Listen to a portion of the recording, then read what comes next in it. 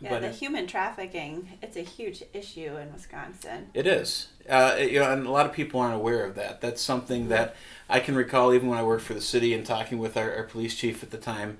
Certainly it was the case then as it is now, and had been for some time at that point, that Milwaukee is the sex trafficking capital of the Midwest. Yeah. A lot of people would think Chicago or Minneapolis. Right. It's such a transitory, thing that, we have highways to both those places as well as up here to Green Bay and the Fox Valley and any other jumping off point. But and victim services is a critical area where we need to build capacity and certainly have worked with any number of groups that have really taken the task on, but also working with the investigators and how do we find ways to tackle child pornography or solicitation, some of the things that groom or feed into human trafficking, right. as well as how do we address the demand side of the equation? How do we there's what do you think encourages this trafficking? Well, certainly the demand is what drives it. I think what encourages it, certainly as a society we've had any number of breakdowns within the family structure. We have mental health issues and substance abuse that aren't addressed to the extent that they need to be. But just like, and I've done quite a bit in terms of domestic abuse, but human trafficking is very similar in terms of that element of control, right. that coercion, so that it isn't a conscious choice. It's something that they more or less feel they're forced into, right. And so they have a sense of helplessness that they have no choice. Absolutely, and there's just a lot of certainly. Well, one of the issues that I worked on previously was being able to include animals in protective orders, and one of the main reasons for that, you had a lot of survivors of abuse that were delaying exit on the basis of an animal, a pet that they saw as family, that maybe that was similarly being abused, and they were concerned for what were they going to do for its safety, and so. Never even thought about that being a reason to stay, but I guess if you have a pet or a child or and our local humane control officer came to me after we introduced that legislation. She was so excited because she had done a survey where approximately half of all domestic abuse survivors had said that they had delayed leaving an abusive situation because of having a pet. And that's why you see now, and certainly the case here in northeast Wisconsin, but you see not only agreements with local humane societies, but also kennels that are actually being built into the domestic violence shelters to be able to help stabilize and help them exit faster. Exactly. So how did you get kind of on that issue as one of your passions? You said pro-life, that one.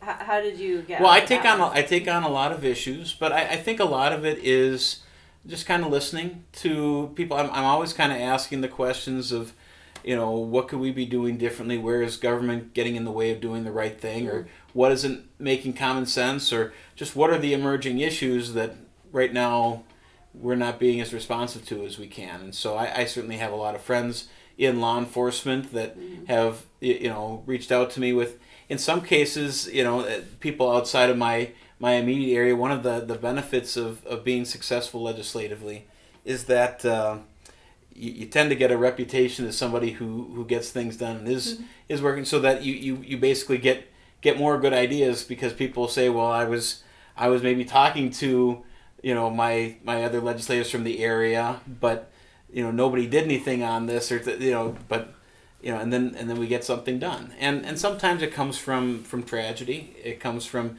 situations on behalf of victims' families where they can't bring back their loved one, but they want to make sure that the next family doesn't have to go through the same heartbreak through the court process, and those are very gratifying to be part of as well, and help them gain some closure, give a legacy to their child. That's certainly one of the things that in Dillon's law, being able to expand the epinephrine access for first responders, basically allowing anybody who's trained to be a first responder. I mean, we have demonstrated lives saved as a result of that curriculum and training that are now available. So, it's just something where, I'd like to keep asking those questions. I run into issues with my colleagues sometimes where they'll say, well, no, we can't do that. That's against the law. And then I say, well, but we're legislators. So if the law doesn't make sense, we have the opportunity to change that. And there is quite a bit of, some people kind of work within the structures or the boxes that we're placed in, and they just focus on the funding. And, it is certainly, easier to kill a bill than it is to pass it. But, some of the things that I've been able to get done have taken 2 or 3 sessions to pass, and one of them took 4 sessions to pass. So it's it's something where I'm very aggressive legislatively in putting a lot of bills out there. I guess some people say, well, you should really just focus on 2 or 3 issues, and the thing is that there's so many things that can sidetrack any one bill. I think the only limitation really is on the amount of effort that you want to put in, and so.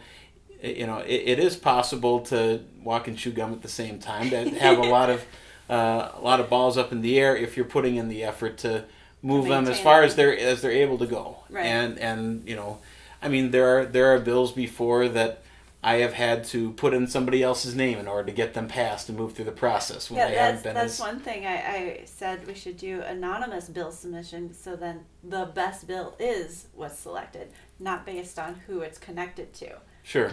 I think that would be. You could, although I think it could become pretty clear who the advocate is in certain cases. You can, but it kind of eliminates some of the political ties to a certain bill. Sure. But yeah, there's the personalities can certainly get in the way of the best policy making down in Madison, and that's been one of my frustrations. But it's something that can still be overcome, and a lot of people. There's a lot of different tricks that you pick up too in terms of how to be able to move things along or engage folks from the outside to impact the process. And so let's see, one last question. What is the hardest thing you have had to face, and what has gotten you through it?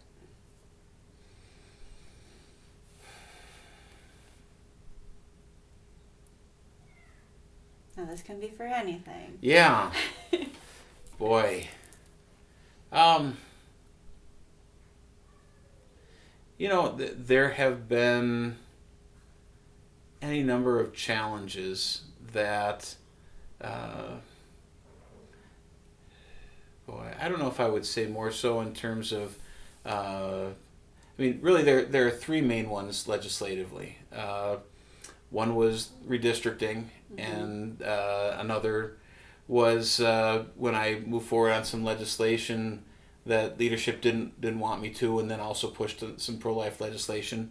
Ended up having my chairmanship stripped, and that kind of led to a little bit of a crisis of how am I going to be able to move legislation that I care about, and certainly that led partly into running for state senate, which. The only reason why you run for state senate is to have a greater impact. It's the same salary. It's the same issues and people. But that last year was very trying, and difficult in terms of a lot of negativity coming at you. There was that, and certainly, just hard on the family. But prayer is what gets you through, and that's.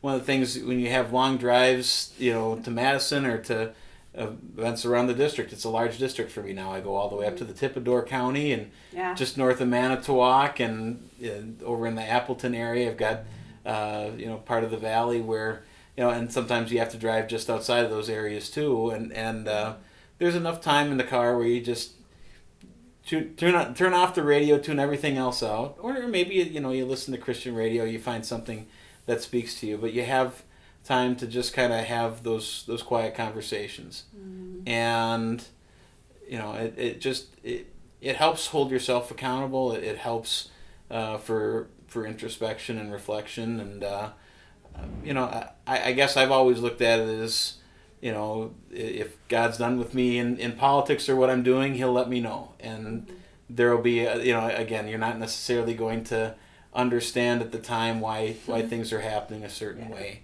And so certainly last year that was something that was that question, am I really meant for this still? Yeah, well, and that's Am I would have been able to find something else, and it certainly it's not like we have great difficulties with employment in today's climate. It just again, because I do feel like I'm called to it. It is such an opportunity.